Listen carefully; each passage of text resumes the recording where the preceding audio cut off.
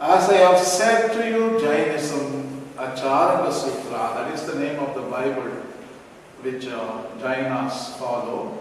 It was written in 600 BCE. So I have already given you the 5 great Mahabharatas, so I don't have to go deep inside. So Buddhist environmental ethics is the entire cosmos is cooperating. The sun, the moon, and the stars live together as a cooperating. The same is true for humans and animals, trees and the earth.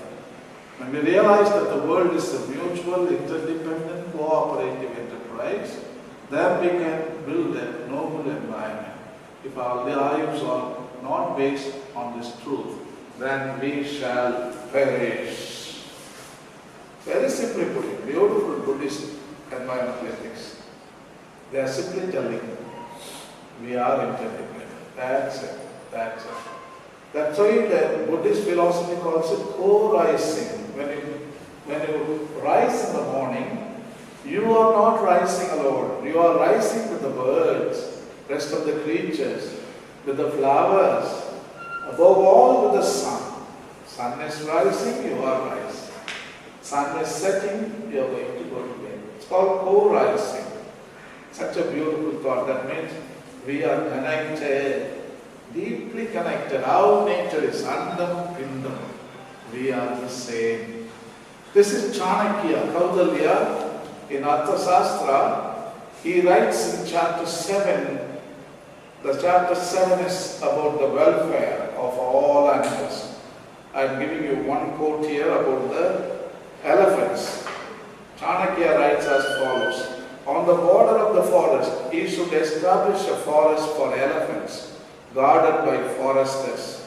The superintendent should, with the help of the guards, protect the elephants, whether along on the mountain, along the river, along the lakes, or in marshy tracts. They should kill anyone slaying an elephant. Wow! You rather kill a human person and save the elephant. See? So elephants have the precedence. Elephants have the advantage. Humans have disadvantage. So very strict. It was written 2,500 years ago. The environmental ethics was strongly practiced in ancient India. This is the Asoka edict in 300 BCE, actually 235-45 BCE. He writes in the 7th pillar edict. Yeah, I read it already, no? Okay, I read it. Okay. So we come at last to the Bible. The environmental ethics is very clear in the Bible. That is Book of Noah, already explained. Book of Job is another book where you find a lot of text. I mean, if I want to talk about Book of Job, I need 1 week. So I leave the whole book to you to read and understand. And Prophet Jonah, I call it a nano book or a nano sermon. That is, Jonah preached to the Ninevites. The shortest sermon in the history, the biggest reward in the history. He preached what is shortest sermon. Nineveh will be destroyed in 40 days. That's it. That was the sermon. But the whole city announced fast and penance. The city was saved. A great success. I call it a nano sermon. Nano means small, nanotechnology. So I call it a nano sermon, I call it a nano book. Only 4 chapters, within 15 minutes you can read the whole Prophet Jonah, Book of Jonah. So in that we learn a big lesson. God is really teaching to Jonah, Jonah, you are worried about the plant that has dried out, which you did not plant, you did not water, and you did not take care. But if you worry for that which you did not do, then if something is destroyed in Nineveh, how much I would feel, which I planted, I grown them, I protected them, I saw them grow. If all were dead, how my heart, see the lesson, very, very strong lesson. The Bible says, The king announced the fast and penance. The cows and bulls and cattle, they did not drink water. They all applied ashes and they did penance. The Nineveh was saved. That's what the Bible says. So that gives you the ultimate environment. How animals, humans, the whole of creation is very dear to God himself. Very dear to God. When something happens to any part of the world which he had created, I think that aches his heart. Yes. God will defend his creation with justice. Don't forget that. He will defend his creation with justice. He has the copyright. And he will really punish because he finds everything is good, because it is his creation. All of them are children. When one child suffers, he will come to defend. You should know that. So the living and the non-living world are the colors of God. Pope Francis writes, Laudato Si, soil, water, air, mountain, plants, living, animals and non-living, all of them as it were are colors of God. That is the right colors. Colors means gentle touch of God. So that much God loves. Don't think there is no copyright of it. The natural world. Nobody is owning anything. No. The stones, nobody owning. No. It is copyrighted by God himself. God owns it. The land belongs to me, he says. So remember, when you are hurting a stone, also God feels there. Yeah. Jesus also went to the desert and he was with the stones for 40 days. That's what we are told. The Leviticus 23, that chapter is the non-living parts. How God values them. Giving rest to the land. So not only the land, also to animals, also to humans, but also to individual self. You should also take rest and give rest to all the parts, to brain, to mouth, to eyes. Even cell phone requires the day of rest because it is working, overworking. Yeah? I think you need to shut it down one day, Sabbath. Otherwise cell phone will last hereafter. You should put a screensaver. Today is Sabbath. It will remind you. So you shut it out. Give me rest. Give me rest. So we need to give rest to anything. So Leviticus, Jesus the Good Shepherd, I already explained. So I don't have to. This is the Leviticus 23:11. But the seventh year you shall let it, the land, rest and life follow. That the poor of your people may eat, and what they leave the beast of the field may eat. You shall do likewise with your vineyard and with your olive orchard. All right. So then came Reformation in the 16th century. You know very well, that is Protestantism. You know, Martin Luther King, he divided the Catholic religion into two parts, the Protestants and the Catholics. So during this period, there was a great shift in medieval way of life. Actually, ecclesiastical supremacy, like Pope, cardinals, all ended. So the Reformation, also Renaissance. What is a Renaissance? It is a new age, or what is that? Rebirth of everything. Renaissance, rebirth of everything. It's all happened in Europe. You know, Angelo, Leonardo, Vinci, all the Raphael, all the great sculptors and painters, they all appeared there. So actually they were ending the dominion theologies, actually. See, the ethical protest against dominion theology, that is called Protestantism.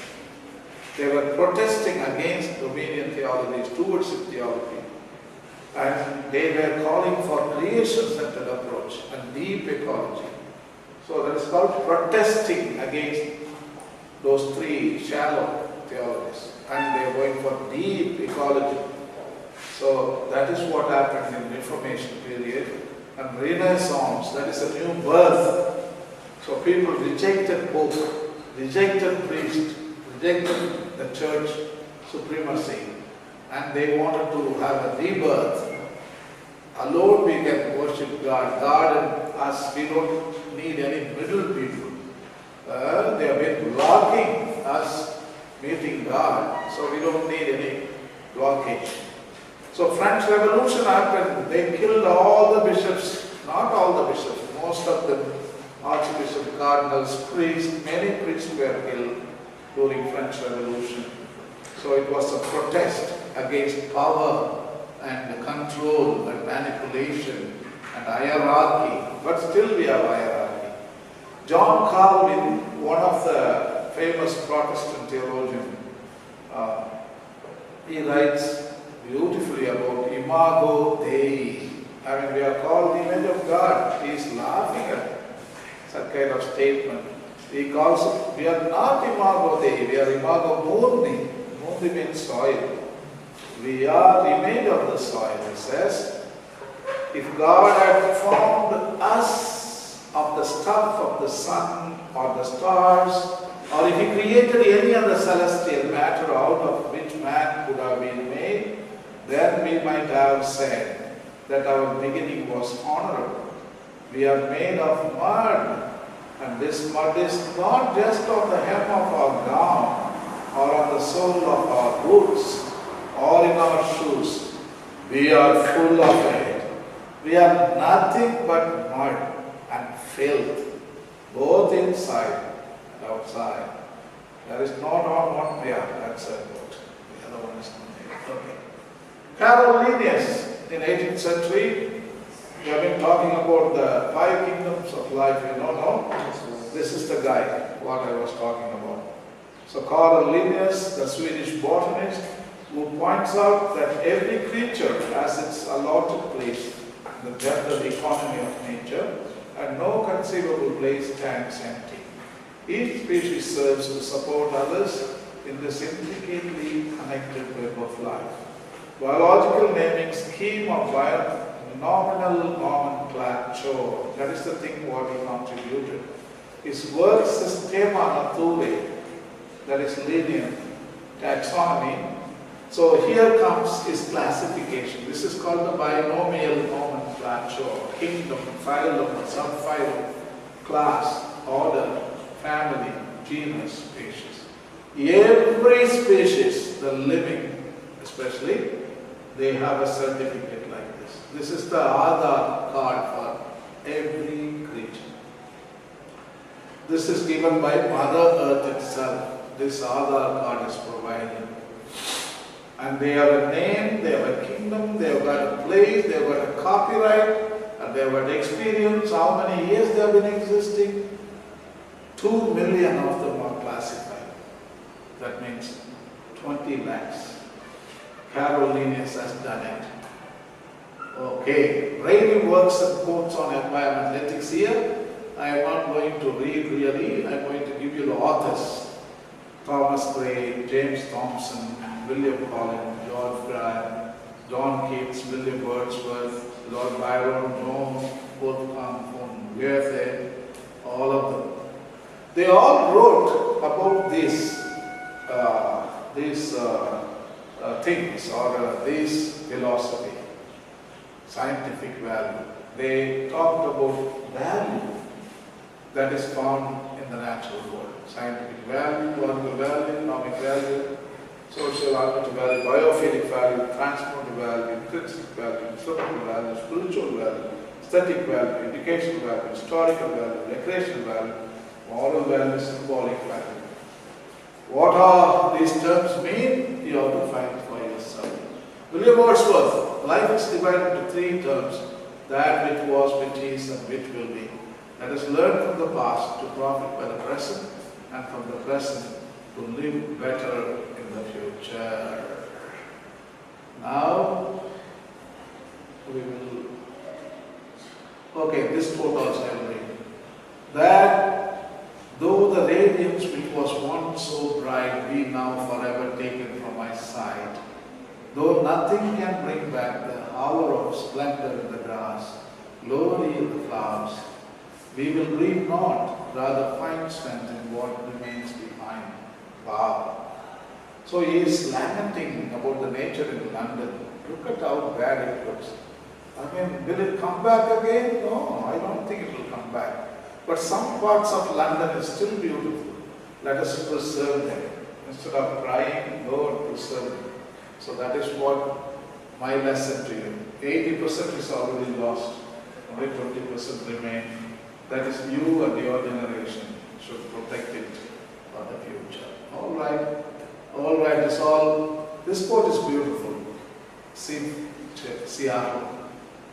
Didn't I say just a while back that you go, they don't go, they go, you go? The same thing here. The white man must treat the beast of this land as his brother. What is man without the beast? If all the beasts were gone, man would die from a great loneliness of spirit. For whatever happens to the beast also happen to the man. Such a beautiful figure. Pierre Proudhon, a French author, writes about our farmers who put fertilizers, who done pesticides. He writes as follows: people view the land as something which enables them to levy certain revenue each year. Gone is the deep feeling for nature. People no longer love the soil. Landowners sell it, lease it, divide it into shares, prostitute it, bargain with it as an object of speculation.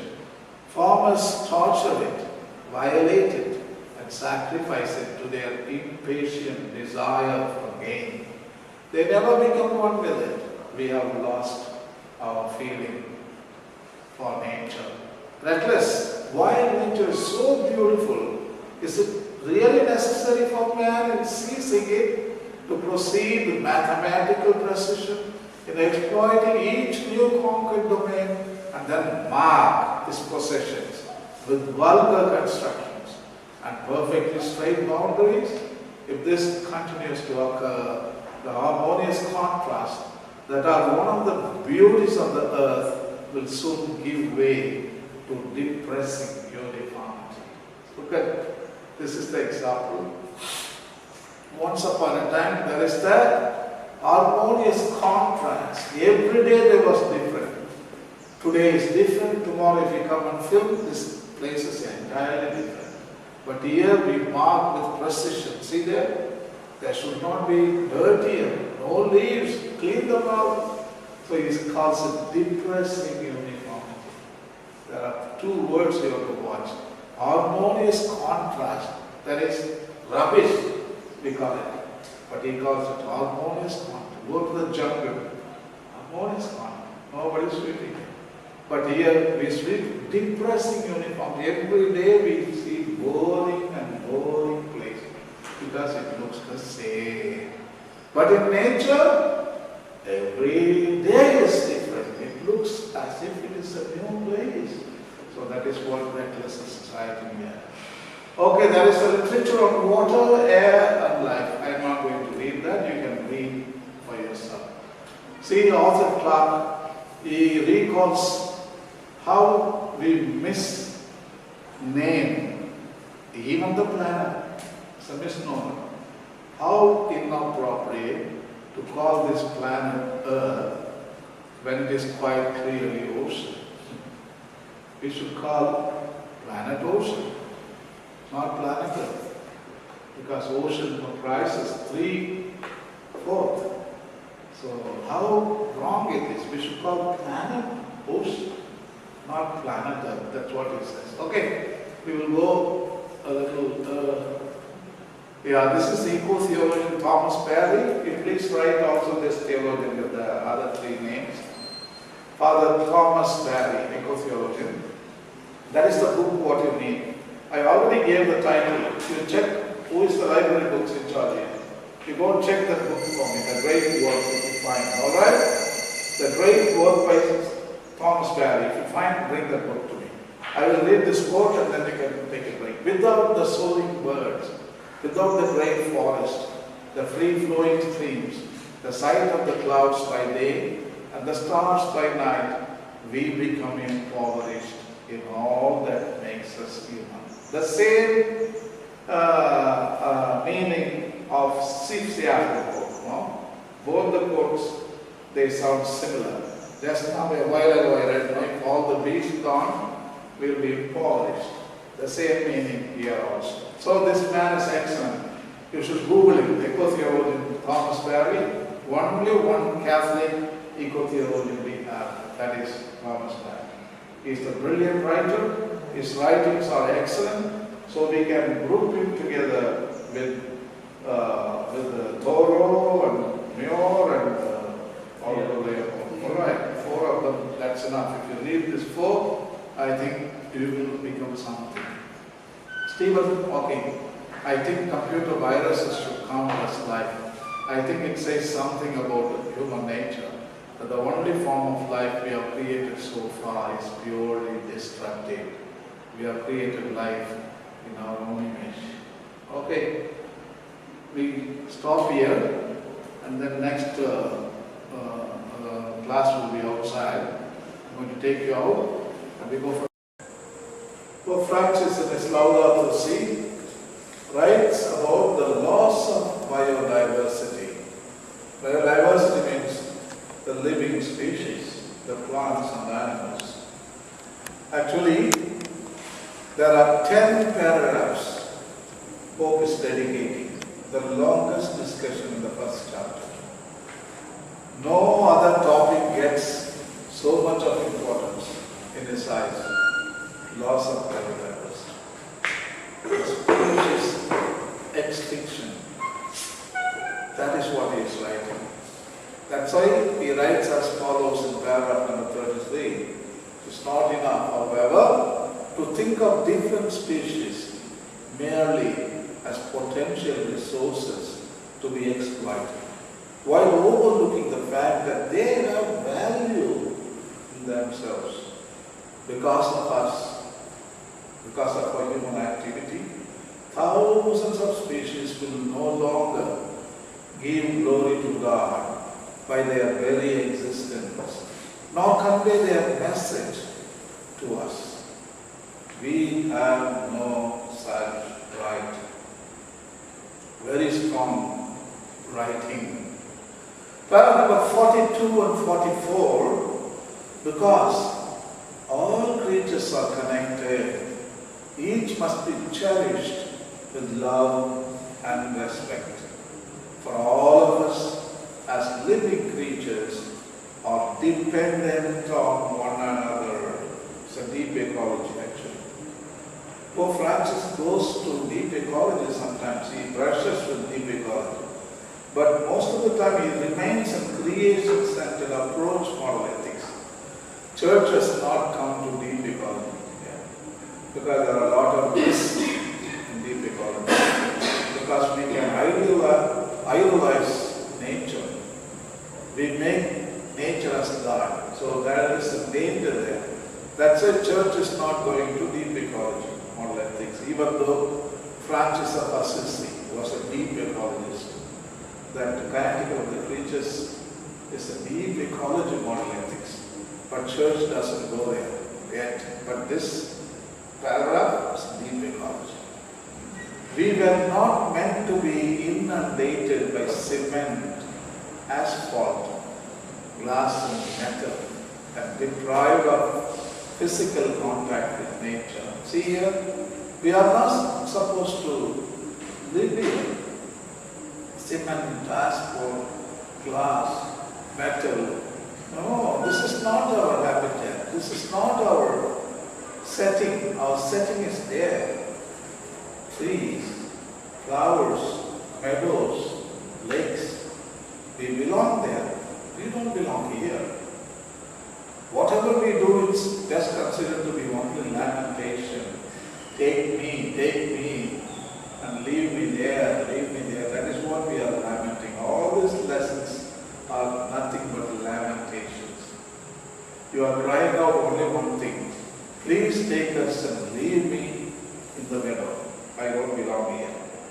So whatever mass also, you are not singing hallelujah. Actually you are lamenting. Please take me and leave me in the forest. I don't want to do anything here. This is not my setting. This is not my habitat. So ethically we are wrong. Our being is wrong. We are living in a cement, an artificial setting. There is no meaning here. There is no feeling here. No meaning, no feeling. Here only we get irritation. This heat, that light, no wind, everything frustrates us and we get mad. Especially professors get very mad because we are not supposed to be inundated in cement and in the hot light setting. We belong there. If you go there, frustration is gone. We are happy. Everything is happy. So this is the illusion. Paragraph number 52. Still we are in the laws of biodiversity. Remember that. We need to strengthen the conviction that we are one single human family. There are no frontiers or barriers, political or social, behind which we can hide. Still less is there room for the globalization of indifference. That word Pope Francis uses very often, even in the newspapers they quote, globalization of indifference. Because we are not, all of us are equal. Actually, we are going and entering into another subheading called global inequality. So that is what this paragraph is also. So we came out of laws of biodiversity. This is global inequality. Under that topic, Pope is writing. Another quote, 56. Here we see how environmental deterioration and human and ethical degradation are closely linked. That is, inner Swaraj, outer Swaraj. Did you learn this morning? The deterioration of your ethics is reflected in the deterioration of the environment. The inner Swaraj, the outer Mahatma. Each paragraph can be branded under three broad headings: Swadeshi, Swaraj, Sarvodaya. So many people will deny doing anything wrong because distractions constantly dull our consciousness of just how limited and finite our world really is. As a result, whatever is fragile, like the environment, is defenseless before the interest of a deified market which become the only rule. So today the globalization, the market, the production, the consumption, distribution, all of them, they are strong. The environment is fragile, weak. So in front of the strong, the weak disappears. So still we are in the first chapter, the variety of opinions, how to fix the problem, how to solve environmental problem, variety of opinions. But we have not come to any conclusion at all. Paragraph 60. Finally, we need to acknowledge that different approaches and lines of thought have emerged regarding this situation and its possible solutions. At one extreme, we find those who doggedly uphold the myth of progress and tell us that ecological problems will solve themselves simply with the application of new technology and without any need for ethical considerations or deep change. Pope Francis is really very frustrated here. You see, most of the world community, they are telling us, even the media is telling us that all ecological problems can be solved through economy and science and technology. No problem at all, everything we can fix it. But Pope Francis is telling no. They are going to cause more problems, not the solution to the problem. They are going to be the source to the problem. Yes. But Pope Francis indicates that there should be a change in your attitude, in your ethical behavior. That is what can bring out a lasting change. Not the technology, not the economy, but human himself, the inner ecology, the inner Swaraj can bring solution to the ecological problem. That is the new teaching of Pope Francis. All right, paragraph number 64, we are entering into the second chapter of the Gospel of Creation. 64 quote comes in the second chapter. Pope Francis is writing environmental ethics, basing himself on scriptures. All right. I would like from the outset to show how faith convictions can offer Christians and some other believers as well ample motivation to care for nature. If the simple fact of being human moves people to care for the environment of which they are a part, Christians in turn realize that their responsibility within creation and their duty towards nature and the Creator are an essential part of their faith. It's an essential part. I mean, it's not an extra-curricular activity. It is not an extra role you are playing. It is innate in your faith itself, the protection of the environment. It is a vocation. When you choose Christianity, you say also yes for the protection of the natural world. That's it. Both are together. It is the two sides of the same coin. It is good for humanity and the world at large when we believers better recognize the ecological commitments which stem from our convictions. You got it? That is 64. 66, we are coming to a very important paragraph. What is it? Let me see what you are going to understand. We are coming to a very important paragraph. What is it? We have been all waiting for that paragraph. I have been telling in my class. We are going to...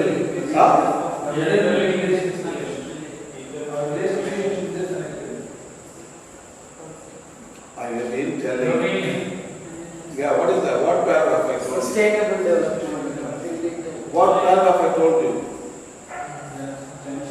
Dominion is okay. What paragraph? Lynn White wrote an article in which year? 9. The crux of the matter you forgot. Completely forgotten. The roots of... Okay, which year he wrote? I told you 2-3 times Pope Francis is answering in his Laudato Si, but nobody got that. Okay, close down. 66. Close down. All of you. You lost your time. 66. Pope writes, the Bible suggests that human life is grounded in 3 fundamental and closely intertwined relationships with God, with our neighbor, and with the earth itself. According to the Bible, these 3 vital relationships have been broken, both inwardly and within us, outwardly also. So that is inner Swaraj, outer Swaraj. This rupture is sin. This in turn distorted our mandate to have dominion over the earth, to till it and keep it. As a result, the originally harmonious relationship between human beings and nature became conflictual. Okay. This is the paragraph I was talking about, 67, about dominion. Lynn White wrote an article in 1967. So Pope Francis is answering indirectly in the paragraph number 67. The answer is in the second chapter, the Gospel of Creation. Judeo-Christian thinking, on the basis of the Genesis account which grants man dominion over the earth, has encouraged the unbridled exploitation of nature. Who wrote it? Who wrote it? Huh? Lynn White wrote it. Has encouraged the unbridled exploitation of nature. Lynn White wrote it. But he doesn't mention his name. This is not a correct interpretation of the Bible as understood by the church. He approves, has encouraged the exploitation of nature. So Pope Francis is telling theologians, he is finding fault with our theologians. This is not a correct interpretation of the Bible as understood by the church. Although it is true that we Christians have at times incorrectly interpreted the scriptures, nowadays we must forcefully reject the notion that our being created in God's image and given dominion over the earth justifies absolute domination over other creatures. See? So, Pope Francis' teaching is very contrasting from the traditional teaching of dominion. We need to reject that, throw that, put it in the dustbin, all the books, and we should go for new theology. Paragraph number 68, human beings must respect the laws of nature. Didn't I say we have violated every law? Even the carrying capacity of the earth. And the delicate equilibria existing between the creatures of this world, for he fixed their bounds and he set a law which cannot pass away. The laws found in the Bible dwell on relationships, not only among individuals but also with other living beings. You shall not see your brother's donkey or his ox fallen down by the way, and without your help. If you chance to come upon a bird's nest in any tree or on the ground with young ones or eggs, and the mother sitting upon the young or upon the eggs, you shall not take the mother with the young. Along these same lines, rest on the seventh day is meant not only for human beings, but also so that your ox and your donkey may have rest. Clearly, the Bible has no place for a tyrannical anthropocentrism, unconcern for other creatures. Such a beautiful teaching. If there is an ox or a donkey fallen in a well on the Sabbath, don't you think you will go and help take the donkey and the ox out of the well? And he is asking if there is a bird sitting on the eggs, and the Bible teaches Deuteronomy, you take the eggs, but don't take the mother. Leave the mother there, because mother is going to lay eggs again. So don't take the mother. You can take eggs. So that is the ethical way of doing it. That's what Pope is referring from that. So Pope talks about intrinsic value. Other living beings have a value of their own in God's eyes. It is Sarvodaya actually. By their mere existence they bless Him and give Him glory. The Lord rejoices in all His works. In our time, the Church does not simply state that other creatures are completely subordinated to the good of human beings, as if they have no worth in themselves and can be treated as we wish. The Catechism clearly and forcefully criticizes the distorted anthropocentrism. See? Sarvodaya motion. Sarvodaya motion. Okay? Each creature possesses its own particular goodness and perfection. Each of the various creatures, willed in its own being, reflects in its own way a ray of God's infinite wisdom and goodness. Man must therefore respect the particular goodness of every creature to avoid any disordered use of things.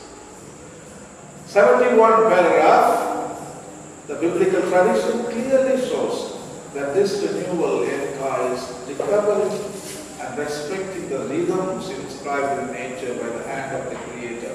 We see this, for example, in the law of the Sabbath. This is very important paragraph. This discusses about the non-living components. On the seventh day, God rested from all his work. He commanded Israel to set aside each seventh day. It's a day of rest, as Sabbath. Similarly, every 7 years, a sabbatical year was set aside for Israel, a complete rest for the land. But sowing was forbidden, and one reaped only what was necessary to live on, feed only one's household. Finally, after 7 weeks of years, which is to say 49 years, the Jubilee was celebrated as a year of general forgiveness and liberty throughout the land for all its inhabitants. This law came about as an attempt to ensure balance and fairness in their relationship with others and with the land on which they lived and worked. At the same time, it was an acknowledgement that the gift of the earth with its fruits belongs to everyone. Those who tilled and kept the land were obliged to share its fruits, especially with the poor, with widows, orphans, and foreigners in their midst. When you reap the harvest of your land, you shall not reap your field to its very border, neither shall you gather the gleanings after the harvest. And you shall not strip your vineyard bare, neither shall you gather the fallen grapes of your vineyard. You shall leave them for the poor and for the sojourner. 105. The fact is that this is from the 3rd chapter, Human Roots of Our Ecological Crisis, 105. The fact is that contemporary man has not been trained to use power well. See there? It's directly, Pope is talking about Swaraj, the character, conduct, behavior of man. Because our immense technological developments have not been accompanied by a development in human responsibility, values, and conscience. Each age tends to have only a meager awareness of its own limitations. It is possible that we do not grasp the gravity of the challenges now before us. But human beings are not completely autonomous.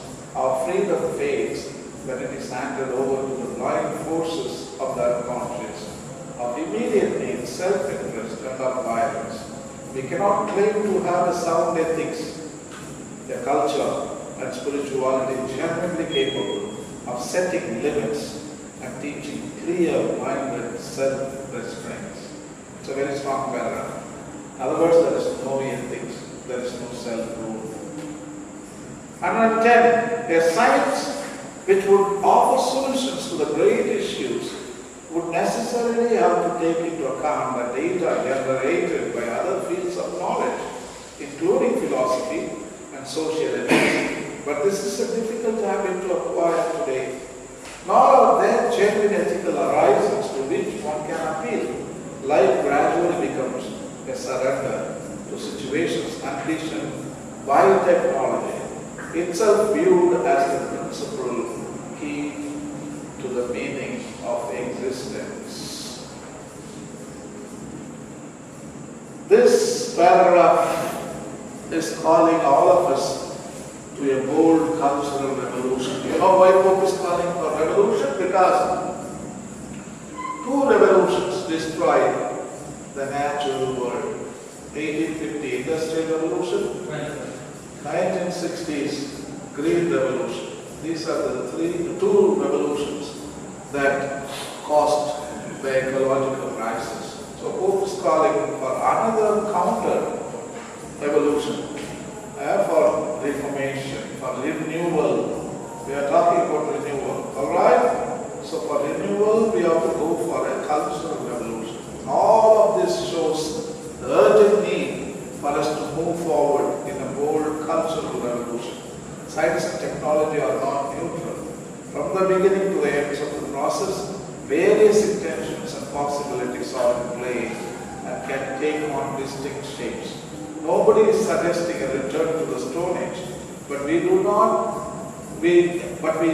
need to slow down and look at reality in a different way to appropriate the positive and sustainable progress which has been made, but also to recover the values and the great goals swept away by our unstable delusions of grandeur. Everything is about ethics. 123, but the culture itself is corrupt, and objective truth and universally valid principles are no longer upheld, then laws can only be seen as arbitrary impositions or obstacles to be avoided. The Catechism of the Catholic Church teaches that experimentation on animals is morally acceptable only if it remains within reasonable limits that contributes to caring for or saving human lives. The Catechism firmly states that human power has limits and that it is contrary to human dignity to cause animals to suffer or die needlessly. All such use and experimentation requires religious respect for the integrity of creation. 136, that is also a GM technology. As we have seen in this chapter, this is the end of third chapter. A technology severed from ethics will not easily be able to limit its own power. That's a dangerous writing. If there is no ethics, there is no control. Anything can happen. Bombs can blast, anybody can die. So now we are coming to the chapter 5, religious in dialogue with science. It cannot be maintained that empirical science provides a complete explanation of life, the interplay of all creatures and the whole of reality. I would add that religious classics can prove meaningful in every age. They have an enduring power to open new horizons. Is it reasonable and enlightened to dismiss certain writings simply because they arose in the context of religious belief? It would be quite simplistic to think that ethical principles present themselves purely in the abstract, detached from any context, nor does the fact that they may be couched in religious language detract from their value in public debate. The ethical principles capable of being apprehended by reason can always reappear in different guise and find expression in a variety of language, including religious language.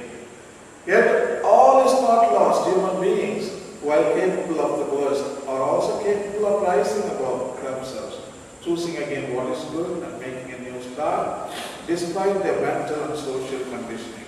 We are able to take an honest look at ourselves, to acknowledge our deep dissatisfaction, and to embark on new paths to authentic freedom. No system can completely suppress our openness to what is good, true and beautiful, or our God-given ability to respond to His grace at work deep in our hearts. I appeal to everyone throughout the world not to forget this dignity which is ours. No one has the right to take it from us. 210, the last chapter, 6th, environmental education and the environmental spirituality. 210. Environmental education has broadened its goals, whereas in the beginning it was mainly centered on scientific information, consciousness raising, and the prevention of environmental risks. It tends now to include a critique of the myths of a modernity grounded in a utilitarian mindset.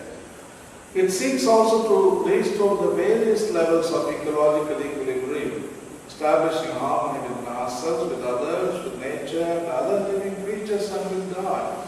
Environmental education should facilitate making the leap towards the transcendent, which gives ecological ethics its deepest meaning. It needs educators capable of developing an ethics of ecology.